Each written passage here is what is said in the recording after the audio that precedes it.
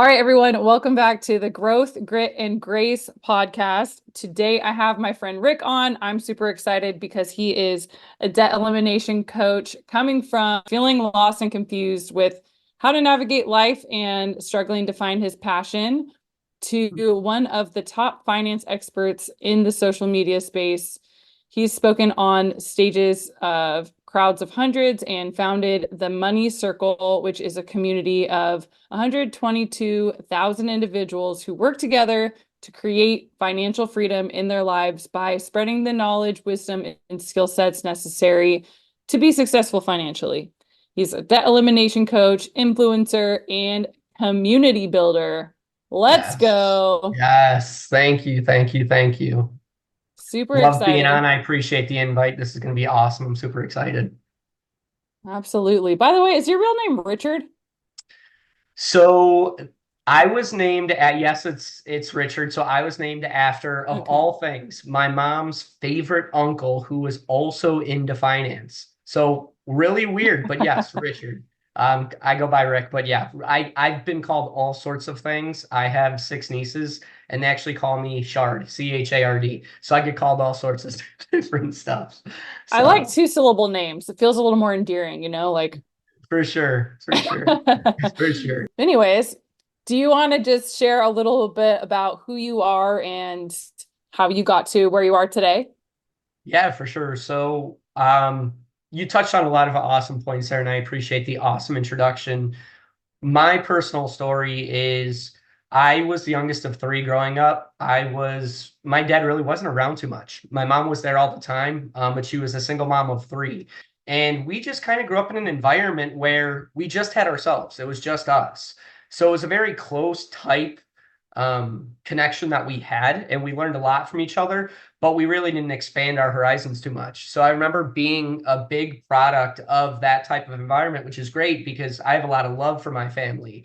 But when it came to kind of expanding and opening up to other people and allowing, maybe outside people to come in, that was a little bit difficult for me. I was like that up until, man, I would say probably college, to be honest. It was just, I had my small circle of friends, my family, and then that was it. Really wasn't too social, didn't really care too much about networking, anything like that. And I followed the norm of what society tells you, which is the American dream, right? You go to school, you get good grades, you get into as good of a college as you can get into, then you get your degree, you start working in the field that you got your degree in.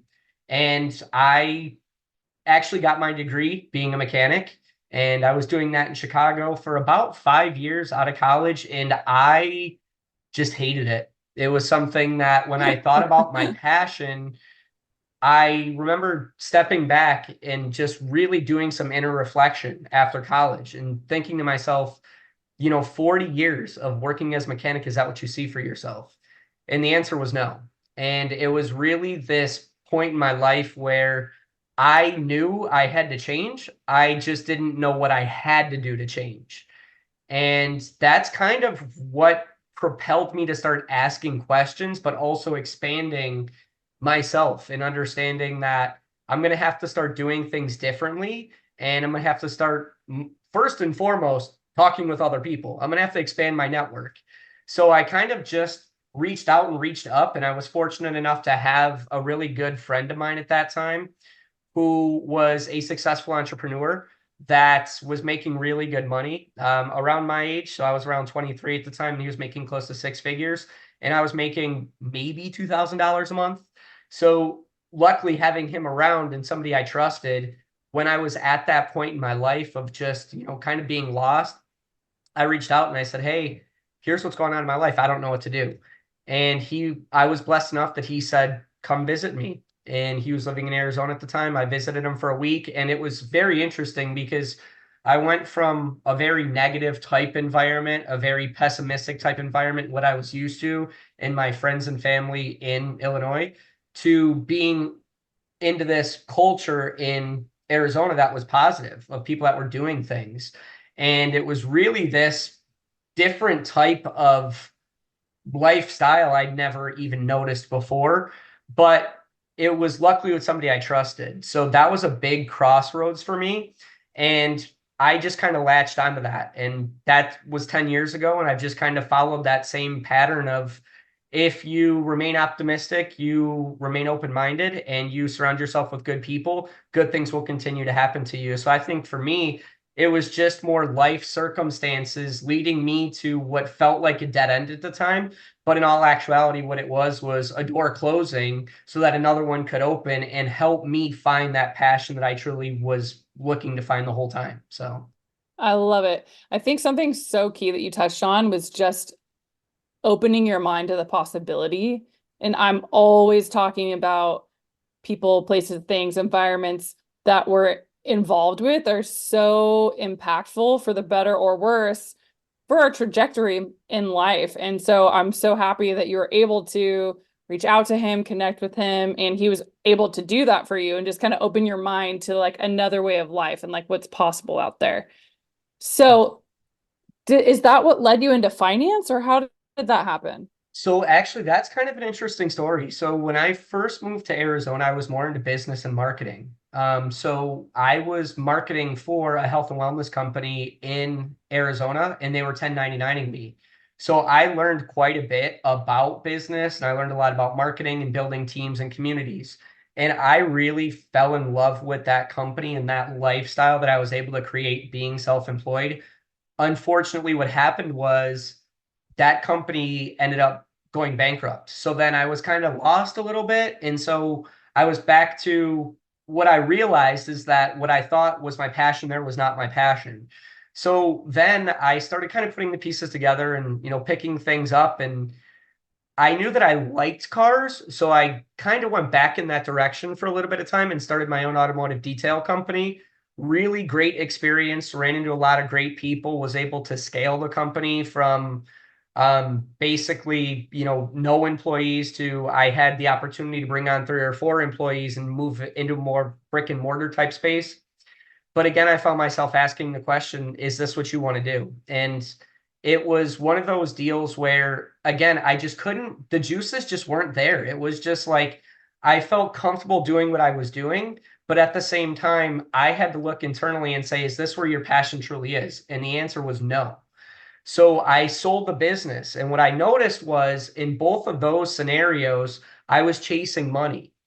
And it didn't matter how much money I was making between being self-employed and owning a business. I was making a lot of money, but the common denominator in both of them was that I always found myself back in debt. I always found myself in money troubles.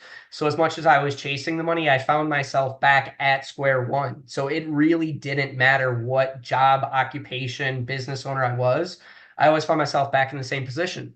And so once I sold my business, I started to really look internally and I said, there's things that I want to do in my life between traveling and buying a house and being able to provide for my loved ones and people that are important to me. Yet I find myself in this financial struggle all the time. And so what's going on? And so I really started to, that was the journey of asking questions, of really just going internal and figuring out like what's actually happening here. What's my limiting beliefs? What's my mindset? What's my patterns? All this stuff. And what I realized was is I had some internal things going on that were holding me back from the wealth that I desired. So I started up picking up every book I could on finance just to better myself. And what I found was is that everything I learned, I was just on fire about. I loved learning about it. I loved educating people on it. What I found is like the more that I learned, the more I wanted to give back that information. And then that ironically of all things led to me getting into student loans. Of I was actually working with high school and college kids to help them fund their college. And I took more of an education type approach to it where I wanted to I wanted to help educate kids on the importance of understanding everything about finance, from debt to interest rates to, how exactly to use money properly so that you can fund the lifestyle that you want, but also not find yourself in crazy amounts of debt like the vast majority of people do. So I really took a liking into that more than anything. And that's really just kind of propelled into what I've been able to create today, which is just a community of people who what we believe that financial education, unfortunately, it's lacking in today's society, but that doesn't mean that it has to forever. What it essentially means is that we have to be the catalyst. We have to be the ones that are the change that we want to see. So although this financial education isn't taught in today's society, we have the opportunity as a community to come together, learn things, and be able to give back that information. So I think all that really just came from the personal struggles that I had and realizing that the more I was able to learn through self-exploration, the more I was able to give back. I've been able to build it into this unbelievable community of people helping people essentially, and just not really so much focusing on the monetary aspect of things, but more so the value in things. And it's been nothing short of a blessing. So yeah. That's great. And I'm very similar. I relate to that a lot. Like when I first got into personal development, I was like learning and growing and healing. And I was like, wait, I'm talking to so many people that are struggling with this stuff. And that was what initially made me really excited about social media and posting and just wanting to help just teach other people and get them on this like road of healing and growth because it freed me of so much pain. And I was like, wow, I see now how many people are just walking around in so much pain, but there's another way. Well, exactly. And you're a coach, so you can relate, but it's one of those things that your story actually resonates with a lot of people. And a lot of people I feel like don't think that way. I think that they think their problems are, I'm the only one dealing with it. When in all actuality, no, what you're dealing with, a lot of other people are dealing with as well. And the world really needs leaders right now. The world really needs people Absolutely. that are standing up and saying, hey, I struggle with this as well. We can get through this together. And so when I found myself in that financial position and I was working toward, becoming not only debt free, but financially free, I wanted to bring people along on that journey. And it's been able to blossom into this amazing thing. But that also comes with a lot of courage in, being able to stand up and say, hey, let's do this together. And I think that's what you as a coach and I as a coach really represent right now. Absolutely. And I know it can be definitely a scary and vulnerable place because leaders go first, right? And especially you're talking about money, you're talking about something that's really personal to people. Yes. And, there can be a lot of shame around that. And so can you just kind of take us back to that time where you're at your own crossroads with that in finance and what you were feeling? Because you're like, I kept winding up in debt. No matter how much money I made, I just spent more money. Yeah, so it really took me going back to digging up some of the earliest memories I had surrounding money. And I remember there were times that I would think back to like Christmas, or I would think back to these holidays that my mom did a fantastic job of making them very, very special. But what I realized reflecting back on it was we really struggled quite a bit. But when you're growing up in that environment, you don't really realize it. You just, you're kind of just like, this is normal. This is a normal type thing.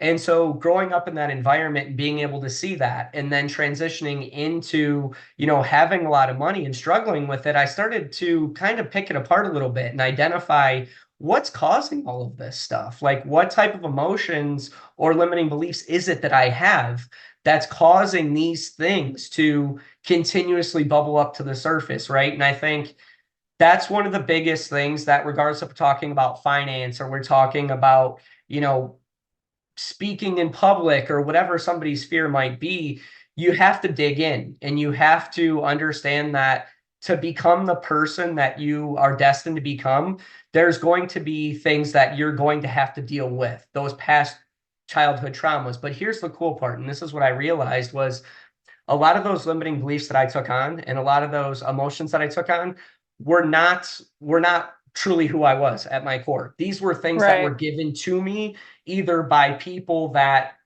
did the best with the information that they had, or it was just instilled because that's what they knew how to instill, right? It doesn't Right. necessarily mean that they, had all the answers, or, they just weren't developed enough to give you the necessary information, which is fine. Because again, they did the best that they could do. But when you're really looking to grow and hit that next level, you want to start getting to a point where you are recognizing those beliefs that you have, but you're also recognizing that those beliefs have to be expanded a little bit, because in order for you to get something different, you have to do something different. You have to become something different. And so there's a lot of power in that vulnerability too. The ability to look internal and go, oh, I don't like looking at my finances, or I don't like looking at this self-conscious stuff that I have, or this inner, self-talk. I don't like looking at it. But the fact of the matter is if you don't change that, you're going to continue to be the same person over and over and over again. So the question then becomes, are you happy with the person that you are right now? And if the answer is yes, cool, stay the same. But what happens a lot of times is that fear of staying the same has to outweigh the fear of change. And I think that's what happened with me, is the fear of staying the same just far outweighed, the fear of growth and being different and doing something different. Yeah. I'm curious though, like, I'm sure you didn't just make the decision and then everything just fell into place. Like, what were some of your biggest challenges along the way into this like debt-free zone?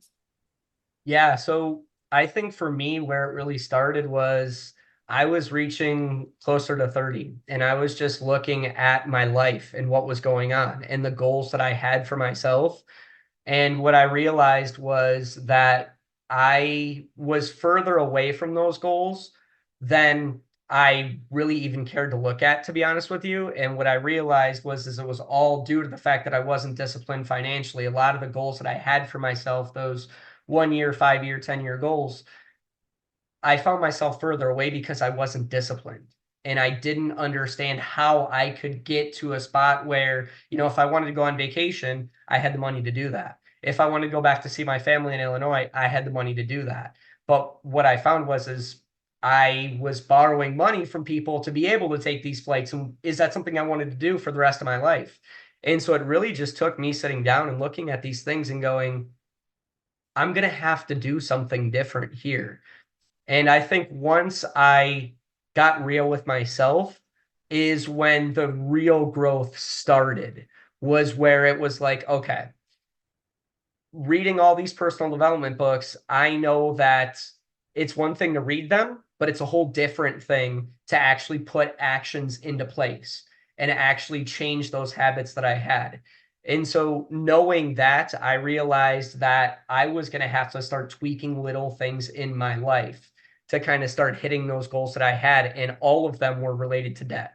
It was the way I was showing up. It was the instant gratification that I had of, yeah, you want to go on vacation, but at the same time, anytime you have, X number of dollars in your account, you're immediately going out and spending it on things you don't need. So which do you really want here? Do you want to have the instant gratification, or do you want to have the freedom to be able to buy and do the things that you want to do whenever you want to do them? And again, it took me asking that question and having an honest conversation about it to go, okay, even though I've been conditioned to have this instant gratification, I know that in order for me to reach those 5, 10, 15-year goals I have, that something's going to have to change here, and I'm going to have to change little things. So I think that was part of it. But another part of it is, as I was looking back internally of the stories that I had, I don't know if you remember back in 2008 when the economy just totally, tanked completely. My Oh yeah, family's that was the affected. year I graduated high school. Yeah, it was like Welcome to same, the real same. world. Exactly. So I remember my stepdad at the time, super successful guy, worked for the government, built his dream house in Illinois. And in 2008, he lost the house and he lost 70% of his retirement. And so that was a whole nother thing that I looked at too, is I was like, if I don't figure out this finance thing, I'm going to wind up like that. And Yeah, the reason why that happened, I love the guy to death. He's, fantastic guy. He wasn't blessed with financial education. It wasn't given to him, right? right. So I knew that living in a society where, again, it's just not taught, the only way I'm going to get it is if I do it myself. And so that's kind of like, it was this reflection period of me just getting real and looking at everything going on and knowing that if I don't change things, it's going to remain the same. And I'm sure you've heard Albert Einstein's definition of insanity, doing the same thing over and over and over again, expecting different results. That constantly plays in my head all the time of, if this is what you want, but you're doing the same thing, how can you expect to get what you want? And once I realized that, it was like, okay, where am I showing up right now that I need to make changes? And that was the little things that I recognized that needed to happen in order for me to become financially free and become debt free. And what was interesting was as I got into the finance world, working with people who were making just a small amount of money, but then also working with people who are making, millions of dollars, it's the same common denominator with everybody. And that is the mindset they have regarding money. So once I Mm, realized that, and I realized that really most financial situations are caused by limiting beliefs or some sort of trauma, as well as the small habits. Once I realized that I could turn this into something that I could definitely help people solve as far as becoming debt free and becoming financially free. Because a lot of times, what people um, don't really understand is they complicate finance. Like it's, mm. all these numbers and interest rates and debt and what do I invest into and all this other stuff. When in all actuality, it's one or two basic things. If you can just master one or two basic things, you can have whatever you want financially. And a lot of times it comes down to mindset and habits. That's it. So I really just broke it down into those two small things and I made it tangible for people. Something that they can easily understand and take away. And that's what I put into a lot of my coachings. That's what I put a lot into my content and my community is just instilling those little things. Because if you can just do those little things, the whole world opens up to you financially, and all those goals that you had before that weren't possible now become a reality for you. I love that. And I love that you were able to just simplify it because like so many things in life, like there's so much. And when we have an emotional reaction to something, we can easily go into overwhelm and then we just shut down, especially with things we're like shameful about. Did you ever experience like any shame around this situation?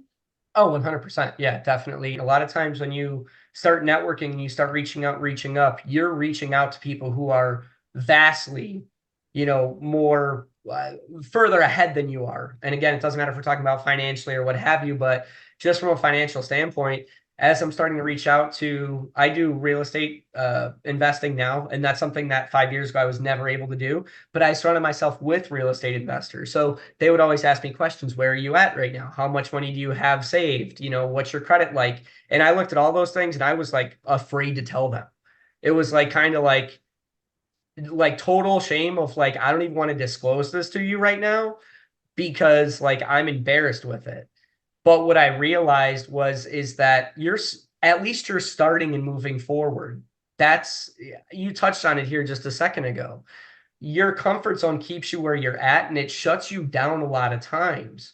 But when you can allow yourself to be vulnerable, but also you're around supportive people, it allows you the ability to get honest with yourself and get honest with others. Because when you're honest with others and you're vulnerable enough to say, hey, here's what's going on, what you'll notice is a lot of times people want to help you. And that's what I've noticed big time with a lot of the successful people I work with is even though I was in that position, I was honest enough with them to say, hey, here's where I'm at right now, but here's where I want to go. And I never looked at my situation as, this is permanent.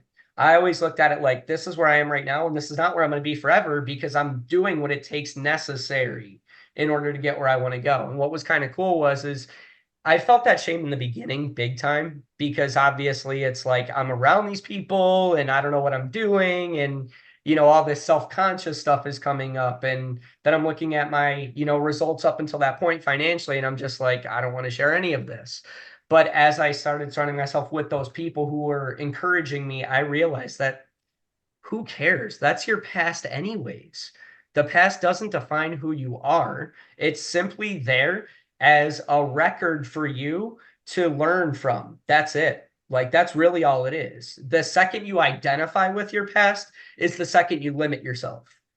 The past is simply Yeah. who you were yesterday. It's not who you are today. So for me, I got over that pretty quickly because I realized that those feelings that I was feeling weren't, I mean, they were real feelings, but they weren't true to who I was. That was just what I was based on the information I had at the time. But Mm. in the moment, I'm gaining new information, which means that my future is going to look vastly different. So I think, again, it takes vulnerability to know that you're feeling those feelings and push through them anyways. And that's what expands that comfort zone a little bit. Yeah, that's huge. And I think something that's really helped me with my, I guess, relationship with finances is separating it from my worth. Because I think what happens when we feel that shame is we think our bank account is low, our worth must be low. Correct. And it's just not true. Like I've had a little, I've had a lot, I've had everything in between. And what's helped me really heal from that relationship with money is really knowing at the end of the day, I'm a good person. I'm a good human being. And I think that's why the inner work is so important too, because to be able to separate and kind of zoom out a bit, I think that's just such a good skill to have no matter what in life, especially in business, when you can kind of say, okay, if I'm taking my emotion out of this, what's the problem? What's the solution? Right. And like identifying the problem and the solution becomes quite simple when you take your emotions out of it. Just like you were saying, it's mindset and habits, no matter who you are. And so, so Exactly. much of us as human beings, we're emotional, which is great because that's what makes us alive. And there's a time and a place for that. And there's a time and a place to put that aside, right? And Exactly. so I love that Exactly. you're able to help people with that. Yeah. So I know you touched on a few things. So I like that you gave us the two main key factors, but for somebody maybe in that situation right now where they're like, oh shit, like I'm in debt, I know everything Rick just said, I maybe need to start going down that road. Like Yes. where do you start and like what would you say to someone that maybe is in that shameful place right now? Yeah, well, first and foremost, I think it takes an understanding of forgiveness for yourself. Don't beat yourself up over where you're at. I mean, again, we touched on it at the beginning of this podcast. It's you are where you are today based on the information you were given and the people you surround yourself with. So you have the information you have up until this point. That's it. That's why you are where you are. But knowing that there's a lot of power in that too, because if really it just comes from the information that you're given, that means all you have to do is just learn more information. And a lot of times what happens, and this ties in a lot with psychology. I've gone into the psychology of money too and how that all of this stuff works. A lot of times what happens is we look at our debt and it looks like this big insurmountable feat. It just feels so overwhelming. It's just, where do I even start with this? I'm confused, I'm lost, I don't know what to do. I'm having all these issues. And unfortunately, what happens is you're flooding your brain with all these issues. And your brain shuts down because it doesn't, your brain's job is to try to find the how. Its job is to find the solution. But keep in mind, you only have the information up until this point. So that means that the answer you need, you don't have the information for right now. That's a humbling place to be. So once you realize that, you can start working with this thing that we have up here that God gave us, your brain, because your brain is basically just going to draw a hard stop and it's going to say, I don't know how to do this.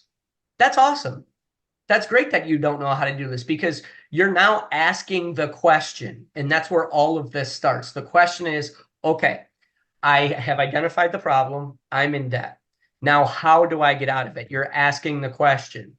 And when you ask the question, you are singling out the problem. And now you can start looking for answers to it. You can look for, and again, it's just one or two small things. You don't need to take on this big mountain of debt at one time. You just have to take on one new thing that you can learn. And so, what I work with clients on a lot of the times is okay, let's identify where you're at and how you're showing up. And I'll just give this as a takeaway. I'm not saying everybody should start here, but let's take a look at your budget and how you're actually showing up. What's coming in, what's going out, what are you spending your money on? Let's start with what we know how to start with, which is identifying, okay, here's how much money I'm making, here's how much money is going out. A lot of people don't even have that down. They don't know where their money's going half the time. And so just by you taking one small action of just writing things down, now you're learning more information. You didn't even have to pick up a book to do that. You just simply started inventorying what you're doing anyways. And now you're starting to realize how you're showing up. And when you realize how you're showing up, you can start to see patterns happening. And then you're like, okay, Here's the patterns that are happening. Now, what can I do to change this pattern? What can I do to change this habit? And now, again, it's just a small step that you're taking, and it's really discipline. This is one of the biggest things that I teach in finance is when you start to think about debt, debt is a journey. I mean, it's going to take time to get there. It's not something that short of winning the lottery, and if you win the lottery, just call me. We'll go to Vegas. We'll do our thing. That type of deal. But a lot of times that's not how it works. It's one of those deals where it's going to take you time to get there, and the journey of a thousand miles starts with a single step. So right now, if you're feeling like, hey, I'm lost, I don't know what to do, you're in a really good spot because you're asking the question. You're saying, hey, I want to figure this out. And when you ask, you'll start to get creative. Your brain will start to go, oh, I could do this, or I could do this, or I could do this, or I can do this. And what I would encourage for anybody listening to this is whatever your brain's telling you to do as the next logical step, just do it. That's all your brain is supposed to do, is give you the next logical step. It's not supposed to figure out the entire map. It's just supposed to say, oh, we can do this. And when you get that intuition, you get that, the light bulb going off, go take that action and just keep doing that action. And then that'll lead to the next one, which leads to the next one, which leads to the next one. And it's just a building up process. So that's what I would say. Don't try to eat the whole elephant at one time. Just take one little bite and just take that step as it shows itself. That's great. And I think at the very least, where you started, writing down what's coming in and going out, you'll have Yeah. so many realizations. I remember the first time I did that and I realized how much I was spending on Starbucks per month. I was like, Mm-hmm. I could be driving a car twice as nice as mine for this amount of money. Like I was spending at the time as much in my car payment as I was at Starbucks. And I was like, wow. It's funny because I do, social media. And so that's one of the first things that I talk about too is, you want to inventory all of this stuff. I love that you gave me that example, but if I put that on social media, everybody wants my throat immediately. How dare you come for my coffee? Oh, But oh yeah, no, I get it. I'm not a coffee person, and trust me, like I'm not saying cut out your coffee. Everybody has their vices, keep those, but it's honestly always little small things that people start to notice. Is it's the nickel and diming here and there of I'm going to the gas station and getting a candy bar, or it's always little small things, but you'll figure out a system that works for you essentially. well, and the thing that my point with that was once I really identified that, it shifted immediately. It wasn't anybody telling me to get out of debt or, it wasn't Mhm. any type of direction I was going down. It was just simply like when I added it up, I started making different choices because I was like, that is unfreaking believable and Right. unacceptable. Like, And it's um, the awareness. I mean, that's the biggest thing is once you have the awareness of how you're showing up financially, then you can make adjustments to what's happening. But a lot of times, your subconscious mind is what's running the show financially. So you're doing things you don't even realize you're doing financially. Like, sometimes it's Amazon for people where it's like, I'm shopping on Amazon for everything, or I'm, going to Target and buying things I don't need. But you don't realize that because a lot of it is subconscious things that you're not even like consciously thinking about. It's just happening. When you put it on paper, you start to shine a spotlight on it and you're like, oh, that's what's happening. Now you're consciously thinking it through and you're like, oh, that's what's going on. That's where my money's going. And then you can make the necessary adjustments. yeah, absolutely. And it's funny because I went on a fitness journey back in July and the first thing I did was just start tracking my calories. Like it wasn't cutting anything out, it wasn't following any diet, it was just seeing what was coming in, right? And I Exactly. was shook when I compared it to what I'm supposed to have the calorie intake. And I use the finance example all the time with people in fitness where I'm like, if you want to lose weight and you're not willing to track that's like saying you want to save money or get out of debt, but you're not 100%. willing to look at your bank account. I'm glad you're doing this. I'm glad you're putting it out into the world and just really simplifying it for people and making it just more normalized. Yeah. Yeah. Well, I think again, we live in a society right now, and it's been big time prevalent over the past couple of years, but record inflation, record interest rates, record credit card debt, and people just feel lost. And obviously, we all know that financial education is just not taught. And if we're sitting here waiting as a people for it to be put in the school systems, we're going to be waiting forever. So I think for Right. me, I saw the problem and it was just like, I just want to be part of the solution. So how do I do that?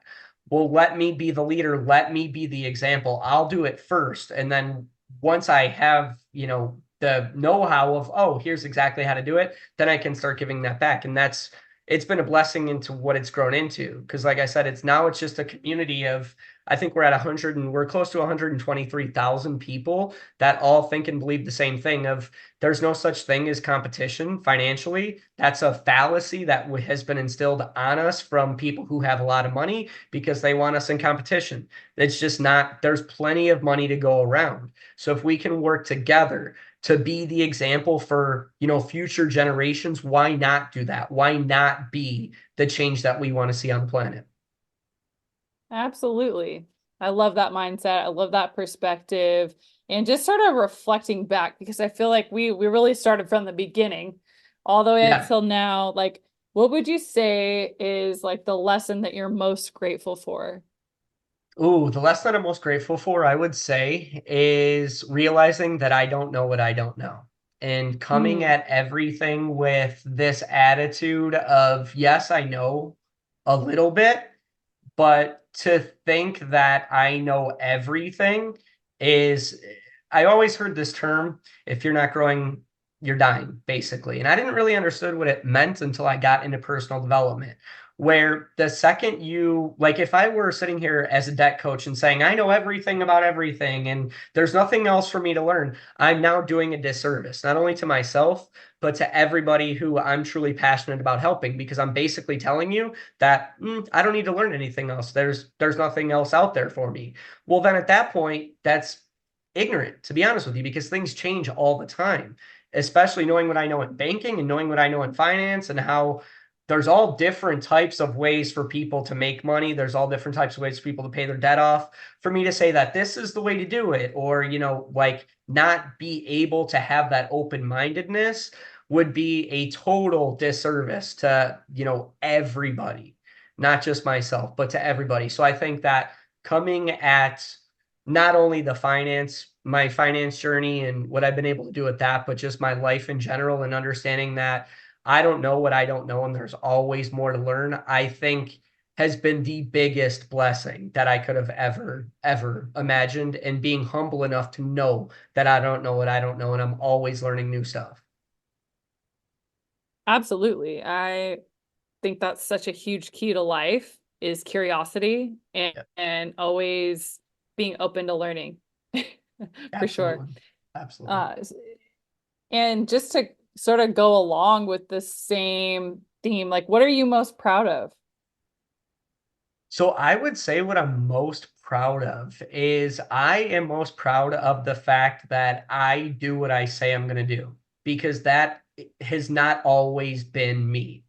Hell If you yeah. go back, I would say up until I was probably about 23, I was somebody who my word really didn't mean much to other people. And if it doesn't mean much to other people, it doesn't mean much to you either. Like the first person you have to be real with is yourself. So I was breaking promises to the most important people around me, but to the most important person I know, which is me, right? So I had all these things that I wanted to do. I had this vision of the person I wanted to become, but I was lying to myself because it was just like, you're not even sticking to your commitments. You're not even committed to your commitments. So I think for me, my biggest thing is I've been able to turn that around and really be somebody of integrity, somebody who, I'll just give you the most basic example I can give you. I used to show up late to things like all the time because I didn't value my own time. I didn't value other people's time. I just didn't care. I was like, whatever, I don't even want to be here anyways. Like that type of thing. But what I realized is that your word, your commitment is everything. And the time you give, not only for yourself, but for other people, is extremely important because time is the most valuable thing we have. And money aside, I mean, money is an exchange of value. Time is an exchange of value. So you want to be able to give that time and give it in a way where it's a mutually beneficial type deal. So now I'm not late to anything. I'm always 15 minutes early to everything. So it's like keeping my commitments to my commitments and being a person of integrity and just doing what I say I'm going to do because it holds me accountable and I show up as a better person, which then in turn makes it so that I can be a better, friend. I can be a better brother. I can be a better uncle. I can be a better coach. I can be a better influencer and all these things. So I would say that's been my biggest accomplishment is being able to turn myself around from somebody who really didn't care too much about their integrity and their word to somebody who that's the most important thing. Hell yeah. Yeah, Let's hell yeah. go. Hell yeah. Hell yeah. Hell No, yeah. that's great. That's so huge. I think that like one of my biggest lessons as well is just like we teach people how to treat us, and showing up as an authority is really part of that. And so keeping your commitments to yourself, being on time, taking yourself seriously helps other people take you seriously. And Absolutely. so I love that you touched on that. Man, Rick, I'm so happy you agreed to come chat with me. I think this is This going has to be been so awesome. valuable. And especially with money, I know it's like sometimes it's like a love-hate type of topic It sometimes, is. but I think that like this conversation was really great, and you gave people really simple, basic things like to take action on right away. And I think kind of demystified it in a way. Like it's not this huge emotional, shameful thing. Everybody and everybody has money. Everybody has money problems at one point in their life. And I think that's another thing we got to remember, like you were saying earlier, is you're not alone in this. Like Exactly. so many people struggle with this, and I'm so grateful for your work and your passion to help shift this, to educate people, and just appreciate you. Absolutely. Absolutely. I would do it for free. This is fantastic. I love educating people and I love learning more and more, and I'm going to continue to do that.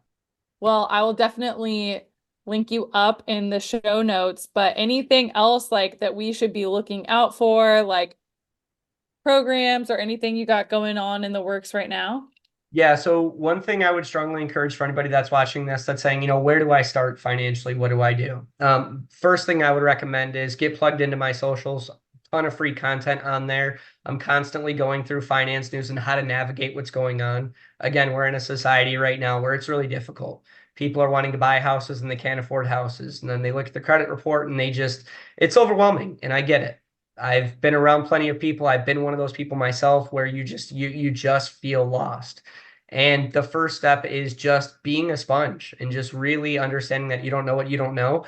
And you can plug in simple things. So if there's one thing you could easily plug in, just get plugged into my socials. I'm posting a video a day, and we're always talking about something financially that you can take away and something that you can implement immediately to help you get where you want to go. So I would say that, and then just surround yourself with people who have what you want or have been where you are, regardless if it's in the financial space or whatever it may be, because you never know what you're going to learn from those people, and you never know how those people can help you. Because we live in a world where, as negative as it's painted, it's actually a really beautiful place. And we live in a culture and a society where people want to help people. But until you kind of reach out and reach up, you're not going to recognize that. But I promise there's a big, beautiful world out there of people that want to help. So that's what I would say. Yes, definitely plug into Rick's Insta, TikTok, all the things.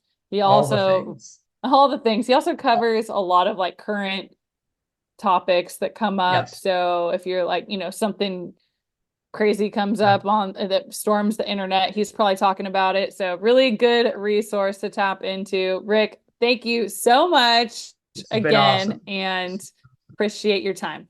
Yeah, most definitely. Thank you, Bianca.